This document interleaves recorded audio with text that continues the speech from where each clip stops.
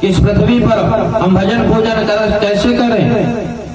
तो ब्रह्मा जी को एक आकाशवाणी सुनाई दी कि वसुदेव गृहे साक्षात भगवान पुरुषा परः जनिष्यते तत्प्रियार्थो संभवन्तु सुरस्त्रियः।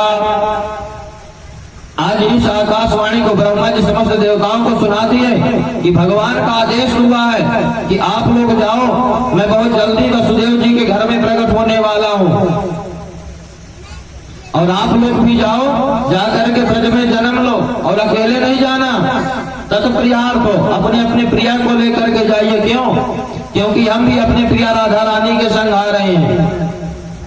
तो भाई हमारे साथ खेलने के लिए सखाओं की जरूरत पड़ेगी, इसलिए आप सखा के रूप में जाइए।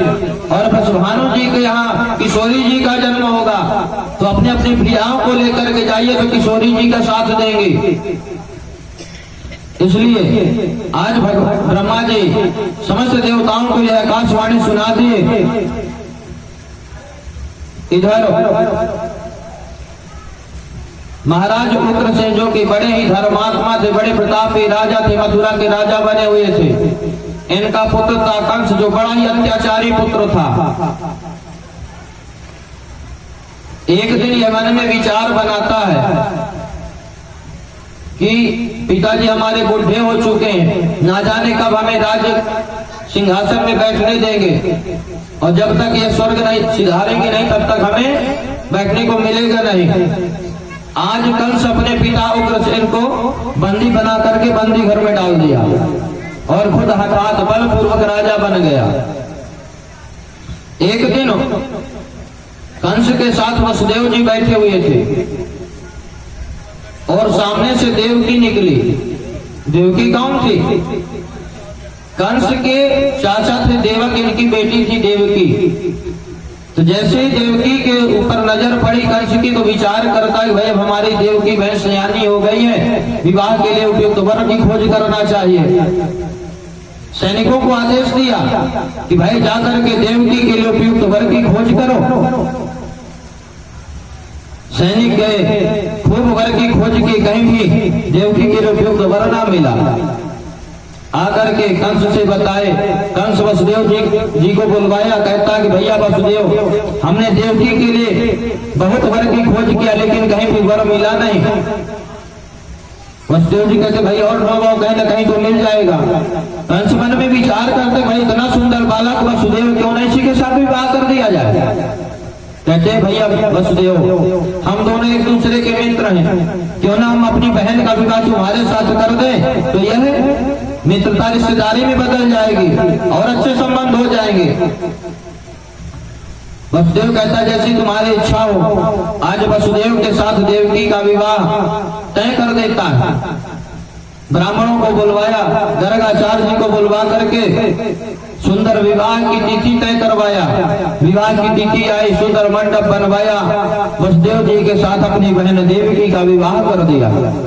और मन में विचार करता है कि इस राज्य में, इस प्रजा में हमारी छवि धूमिल हो गई है, तो क्यों ना बहन की विदाई के समय रथ को अपने हाथों से हाँक करके प्रजा में अपना नाम बना ले।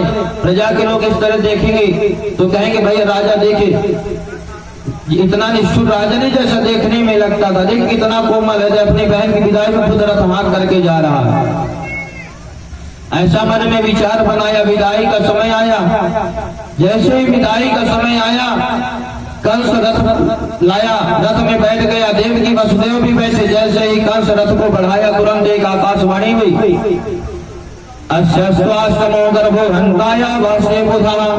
हे अबुध कंस, जिस अपनी बहन के विवाह में तू इतना प्रसन्न हो रहा है, आज इसी बहन के गर्भ से 8वां बालक जन्म लेगा और वही 8वां बालक तुम्हारा काल बनेगा। जैसे ऐसी बात वसुदेव के कंस के कान में पड़ी, कंस तुरंत भगनी मन को मारा था, खड्ग पाणी कचेक रही, अपने हाथ में तलवार लिया, देवकी के बाल पकड़ा, केस पकड़ लिया और गले में तलवार रख दिया। कहता मैं तुझे छोड़ूंगा नहीं, तेरे गर्भ से 8वां बालक जन्म लेगा, वह मुझे मारेगा, इसलिए जब तू ही नहीं रहेगी तो बालक कहां से जन्म लेगा। आज वसुदेव जी बड़े सोच विचार करके बात कर रहे हैं। कहते हैं जब हमारे जीवन में समस्या आए, संकट आए तो सोच सोच करके एक एक बात सोचना चाहिए, फिर बोलना चाहिए। आज यही बात वसुदेव जी कह रहे हैं, अपनी पत्नी की रक्षा कर रहे हैं। पाति रक्षति, जो अपनी पत्नी की रक्षा करे वह पति है। और पत्नी किसे कहते हैं? पतनात् प्रातिथि पत्नी, जो अपने पति को पतन से बचाए वह पत्नी है। आज वसुदेव जी का धर्म है अपनी पत्नी की रक्षा करना। वसुदेव जी मन में विचार करते और कहते हैं, बताओ भैया कंस ये बता, एक बात बता, तुम्हें डर किससे? देवकी से डर है कि देवकी के बालक से डर है? कंस कहता है मुझे इससे कोई डर नहीं, इसके बालक से डर है। वसुदेव जी कहते हैं मैं तुम्हें वचन देता हूं कि इसके जितने बालक होंगे मैं तुम्हें ला करके एक एक बालक दे दूंगा। कंस कहता भाई मैं विश्वास कैसे मानूं? वसुदेव जी कहते तो विश्वास नहीं मानना, तुम्हें बंदी गृह में डाल दो दोनों को, भाई तुम्हारी सुरक्षा में रहेंगे और जितने बालक होंगे तुमको ला ला करके देते जाएंगे। कंस को यह बात बहुत सुंदर लगी। कंस देवकी और वसुदेव को कारागार में डाल दिया। देवकी और वसुदेव खुशी खुशी कारागार में रहने लगे। कुछ समय के बाद देवकी मैया गर्भवती हुई। इन्हीं के यहाँ एक बालक का कालांतर में जन्म हुआ, उसका नाम कीर्तिमान रखा गया। वसुदेव जी अपने वचन के हिसाब से उस बालक को लिए और राजमहल में गए।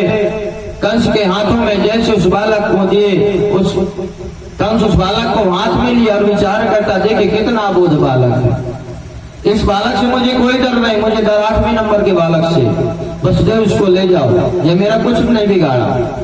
वसुदेव जी उस बालक को लेकर के चल दिए। इधर जैसे ही नारद जी इस बात को देखे, नारद जी कहते हैं पापी इसी तरह से बालकों को छोड़ता जाएगा तो मरेगा नहीं। नारद जी गए, नारायण नारायण करते हुए कीर्तन करते हुए पहुंचे और कहते भाई कंस, हमें पता चला कि देवकी के 8वां बालक तुझे मारने वाला है, पहले बालक का जन्म हो गया है, उसे क्यों छोड़ दिए? कंस कहता कि महाराज इस बालक से मुझे कोई डर नहीं था, डर 8वें नंबर के बालक से।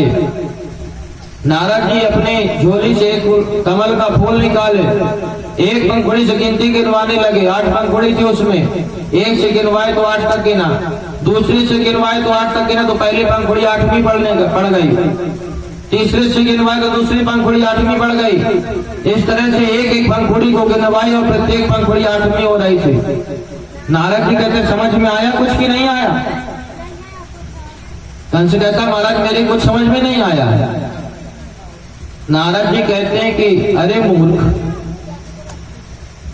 पहले नंबर का बालक 8वें नंबर में आ सकता और 8वें नंबर का बालक भी पहले नंबर में आ सकता, कोई जरूरी नहीं है।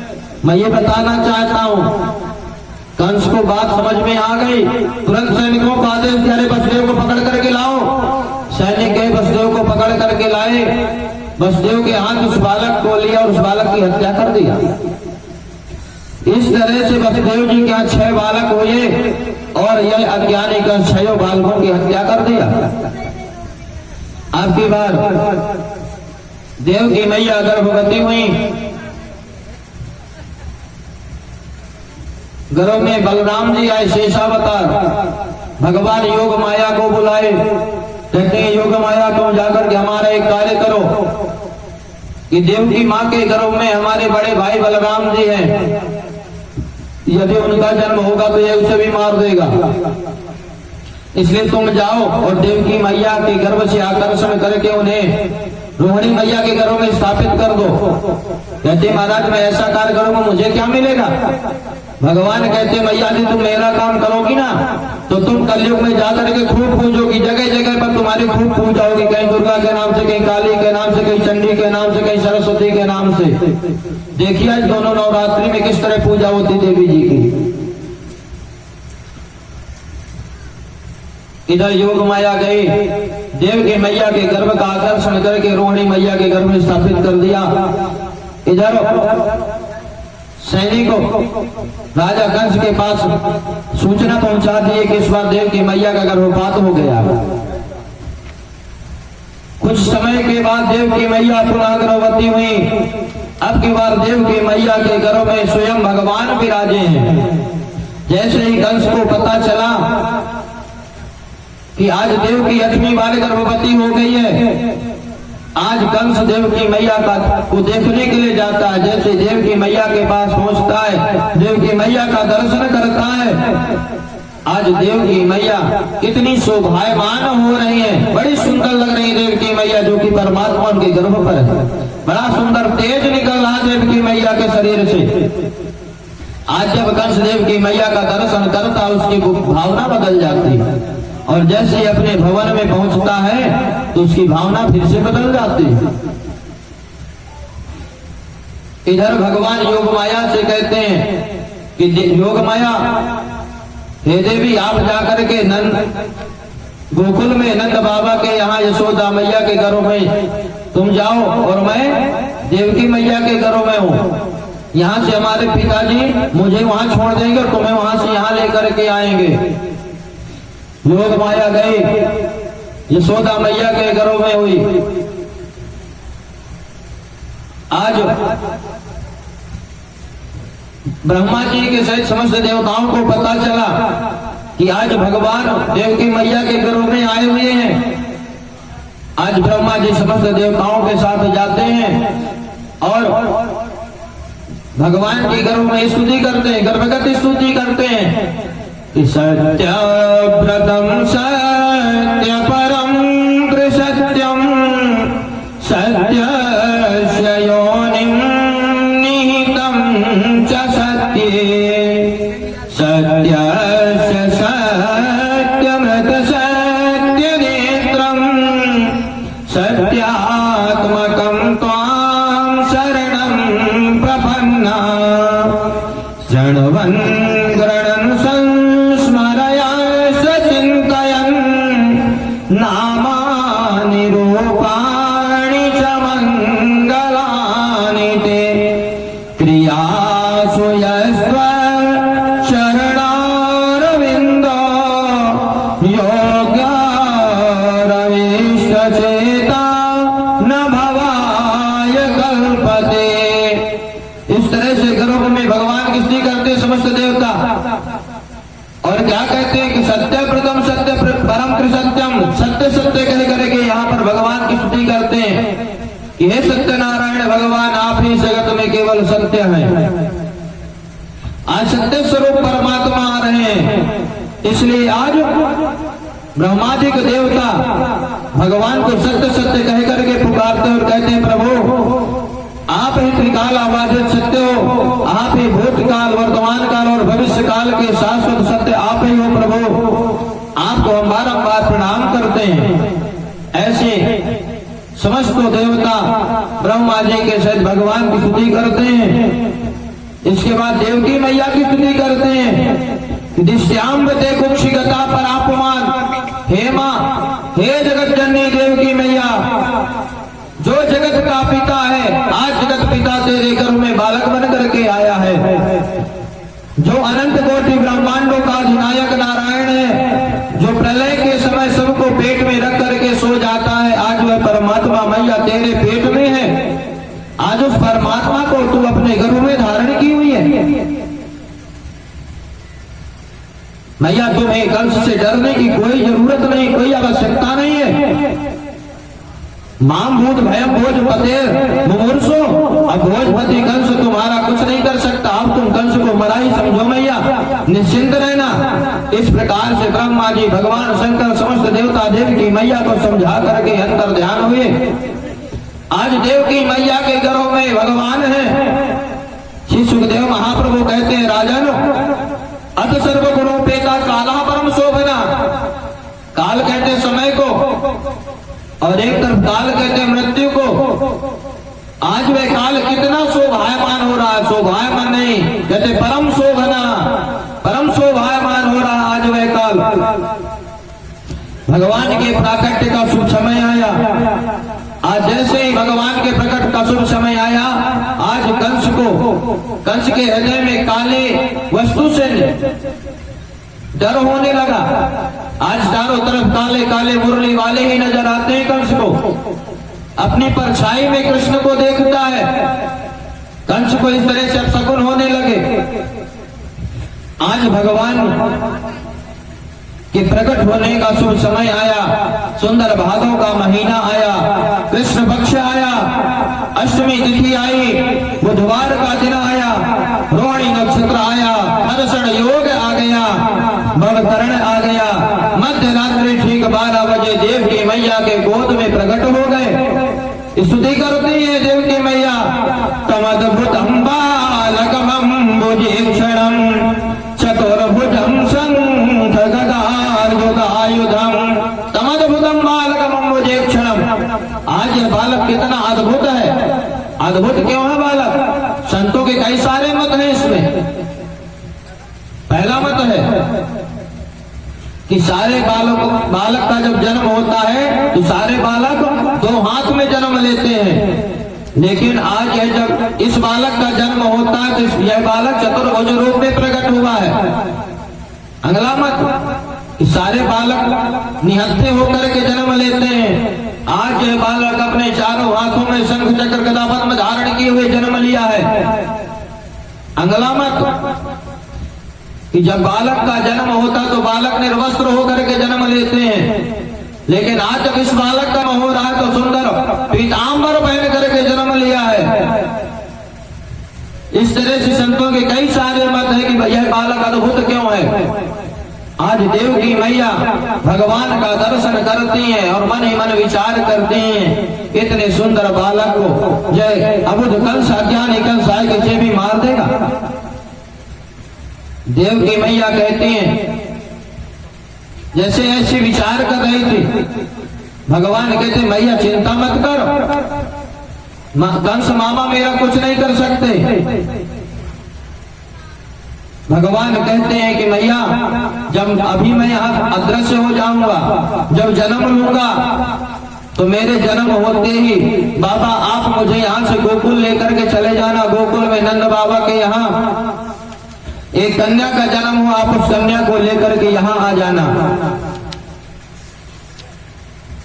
इस तरह से बतलाई और भगवान की स्तुति करती हैं देवकी मैया कि भाई प्रगट गोपाला दीन दयाला यशुमति के हितकारी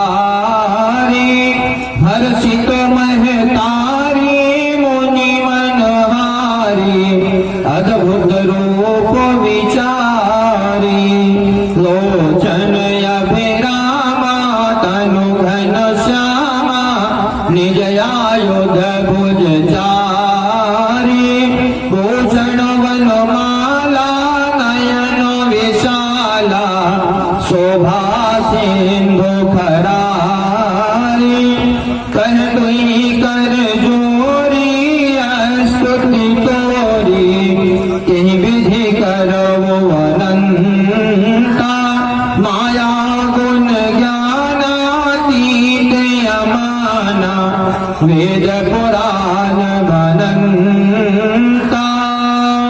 इस तरह से देव की मैया स्तुति करते हैं और दोनों हाथ जोड़ करके सुंदर स्तुति की और भगवान अंतर ध्यान हो गए। जैसे ही भगवान अंतर ध्यान हुए, देव की मैया के गर्भ से आज भगवान का जन्म हो गया। जैसे ही भगवान के जन्म का वह समय आया तो बंदी गर्ग में जितने द्वारपाल खड़े थे, जितने सैनिक थे, सारे सैनिक उस समय सो गए। इधर जितने ताला लगे हुए थे सारे ताले खुल गए, सारे दरवाजे खुल गए। आज वसुदेव जी भगवान को अपने सिर पर लेकर के चल दिए। जैसे ही भगवान को सिर पर धारण करके वसुदेव जी चले, बंदी गृह से बाहर निकले, आकाश मंडलों ने दर्शन किया भगवान का, समस्त तारों ने दर्शन किया। जैसे ही आकाश मंडल के बादल भगवान का दर्शन करते कहते हैं धन्य है परमात्मा, आज हम भी घनश्याम और परमात्मा भी घनश्याम, चलिए आज भगवान का स्वागत करते हैं। मंद मंद फुहार से बारिश करवाने लगे।